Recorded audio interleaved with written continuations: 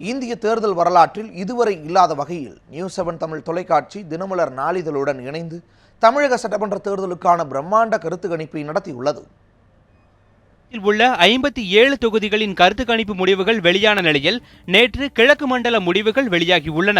நியூஸ்7 தமிழ் தினமலர் தேர்தல் கருத்து கணிப்பின்படி கிழக்கு மண்டலத்தில் உள்ள 41 தொகுதிகளில் திமுக 30 தொகுதிகளையும் அதிமுக 9 தொகுதிகளையும் கைப்பற்றும் என தெரியவந்துள்ளது. பாமக 2 தொகுதிகளில் வெற்றி பெற வாய்ப்புள்ளது.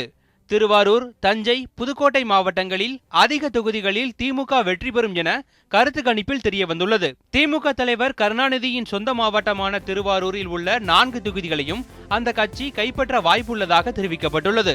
இதேபோன்று தஞ்சை மாவட்டத்தில் உள்ள 8 தொகுதிகளில் 6 தொகுதிகளை திமுக கைப்பற்றும் என்றும், புதுக்கோட்டை மாவட்டத்தில் உள்ள 6 தொகுதிகளில் 5 தொகுதிகளை அக்கட்சி கைப்பற்றும் எனவும் கருத்து கணிப்பில் தெரிவிக்கப்பட்டுள்ளது.